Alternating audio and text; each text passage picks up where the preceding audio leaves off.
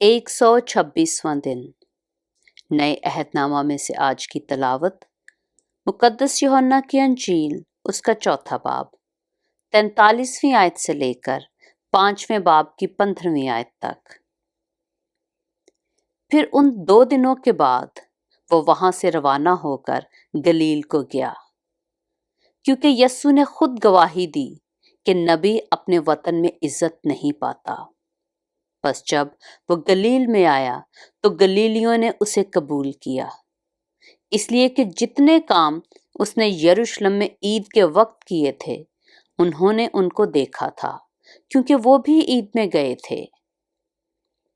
बस वो फिर कानाई गलील में आया, जहां उसने पानी को मैं बनाया था, और बादशाह का एक मुलाजिम था जिसका बेटा कफरनहूम में बीमार था।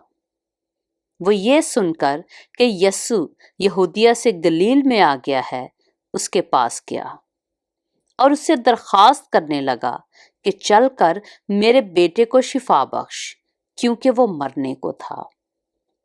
यस्सु ने उससे कहा, जब तक तुम निशान और अजीब काम ना देखो हरगिज़ ईमान ना लाओगे। बादशाह के मुलाजिम ने उससे कहा, ऐ खुदावंद, मेरे बच्चा के मरने से पहले चल। यस्सु ने उससे कहा, जा, तेरा बेटा जीता है। उस शख्स ने उस बात का यकीन किया जो यस्सु ने उससे कही और चला गया। वो रास्ता ही में था कि उसके नौकर उसे मिले और कहने लगे कि तेरा बेटा जीता है। उसने उनसे पूछा कि उसे किस वक्त से आराम होने लगा था। उन्होंने कहा, कल 7वें घंटे में उसकी तप उतर गई।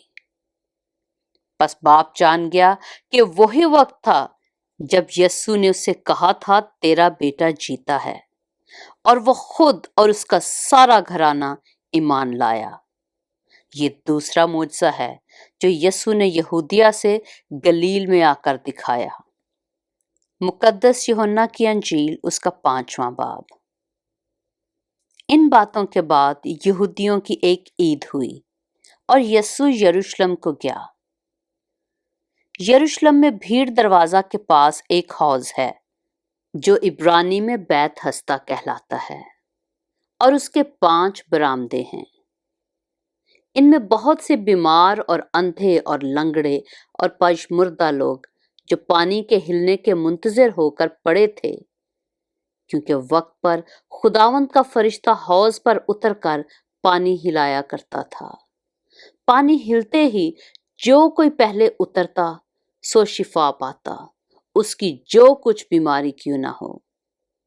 वहां एक शख्स था जो 38 बरस से बीमारी में मुब्तला था। उसको यस्सु ने पड़ा देखा और ये जानकर कि वो बड़ी मुद्दत से इस हालत में है, उससे कहा, क्या तू तंदुरुस्त होना चाहता है? उस बीमार ने उसे जवाब दिया, ऐ खुदावंद, मेरे पास कोई आदमी नहीं कि जब पानी हिलाया जाए तो मुझे हौज में उतार दे, बल्कि मेरे पहुंचते पहुंचते दूसरा मुझसे पहले उतर पड़ता है। यस्सु ने उससे कहा, उठ और अपनी चारपाई उठाकर चल फिर। वो शख्स फौरन तंदुरुस्त हो गया और अपनी चारपाई उठाकर चलने फिरने लगा। वो दिन सब्बत का था। बस यहूदी उससे जिसने शिफा पाई थी कहने लगे कि आज सब्बत का दिन है, तुझे चारपाई उठाना रवा नहीं। उसने उन्हें जवाब दिया, जिसने मुझे तंदुरुस्त किया उसी ने मुझे फरमाया कि अपनी चारपाई उठाकर चल फिर। उन्होंने उससे पूछा कि वो कौन शख्स है जिसने तुझसे कहा चारपाई उठाकर चल फिर?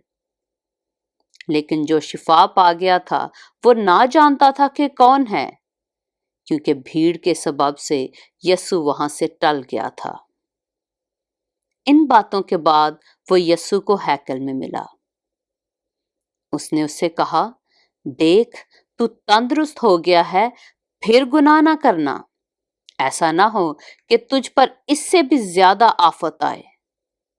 उस आदमी ने जाकर यहूदियों को खबर दी कि जिसने मुझे तंदुरुस्त किया وہ یسوع ہے۔ پاک کلام کے پڑھے اور سنے جانے پر خداوند کی برکت ہو۔